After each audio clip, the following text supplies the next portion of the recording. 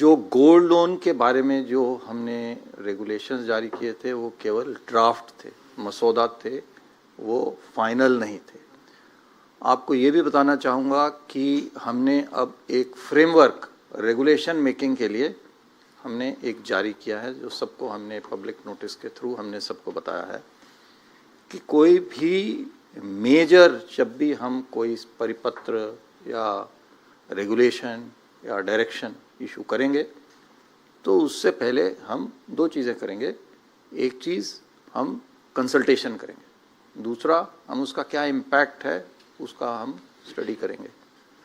तो उसी को ध्यान में रखते हुए ये भी हमने मसौदा गोल्ड लोन के बारे में हमने जारी किया। दूसरी चीज़ बताना चाहूँगा कि ये जो हमने जारी किया है इसमें कोई नयापन नहीं था, इसमें कोई नई चीज़ नहीं थी, ये केवल कोई नई बात नहीं थी। पुराने जो हमारे परिपत्र थे, पुराने जो रेगुलेशंस थे, उन्हीं को हमने कंसोलिडेट किया था, उनको कंसोलिडेट किया था और उनको रिआइटरेट किया था, क्योंकि ये ऐसा देखा जा रहा था कि कुछ जो हमारे रेगुलेटेड एंटिटीज़ हैं उनको वो अक्षरतः पालना नहीं कर रहे थे, क्योंकि उसमें क्लैरिटी नहीं थी और इसके बारे में उनको बताया गया था। इस कारण से इसमें कोई नयापन हालांकि नहीं था, लेकिन फिर भी जब वो बात बिल्कुल ब्लैक एंड वाइट में सामने आ गई तो इसलिए उसके ऊपर में हमारे पास में उसके कमेंट्स आए। तो मेरे ख्याल से आज ही हम जो है उसका फाइनल जो रेगुलेशन है, फाइनल डायरेक्शन है, आज नहीं तो एट द मोस्ट मंडे, सोमवार तक हम उसको जारी कर देंगे। आपने जो बात कही ओनरशिप के डॉक्यूमेंट्स के बारे में, वो जो हमने ड्राफ्ट जो इशू किया था उसमें भी ये बिल्कुल क्लियर लिखा हुआ है कि अगर आपके पास में उसके इनवॉइस नहीं है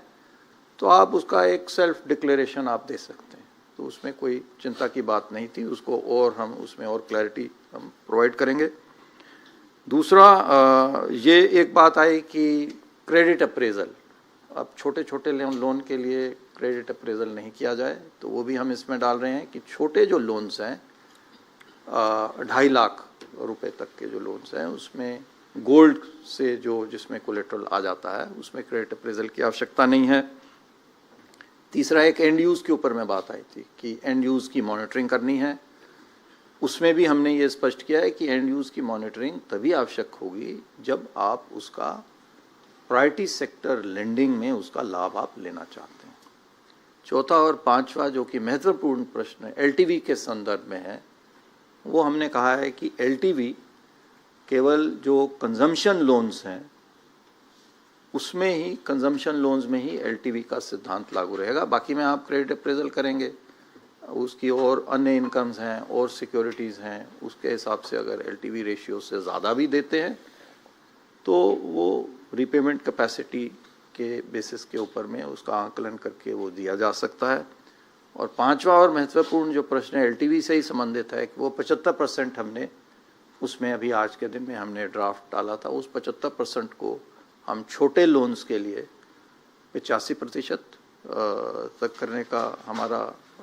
प्रस्ताव है। 85% छोटे लोन्स के लिए, बिलो 2.5 लाख के लोन्स के लिए पर बोरोवर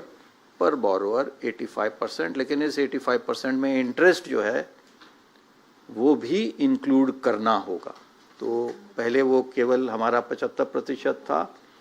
और प्रिंसिपल एंड इंटरेस्ट का ही था, जो कि कुछ कंपनियां, पब्लिक सेक्टर बैंक्स जो हैं, अधिकतर सभी पब्लिक सेक्टर बैंक्स 75% पे ही दे रहे थे, इंक्लूडिंग इंटरेस्ट प्रिंसिपल। इसलिए वो प्रिंसिपल जो है केवल 65, 66, 67% तक ही दे रहे थे। लेकिन कुछ अन्य एनबीएफसी इत्यादि और कुछ छोटे बैंक भी हो सकता है, वो जो है 75% प्रिंसिपल दे रहे थे, तो इंटरेस्ट मिला करके बुलेट रिपेमेंट लोन में विशेषकर वो 88% तक भी चला जाता है, क्योंकि अगर 18% का लोन है तो आप रिवर्स कैलकुलेट करोगे तो वो 88% तक चला जाता है। तो छोटे लोन्स 2.5 लाख रुपए तक के लोन के लिए including interest, 2.5 lakh principal plus interest, तो ये पूरी स्पष्टता जो है हम अपने सर्कुलर में देंगे। हमें उम्मीद है कि इससे जहाँ पे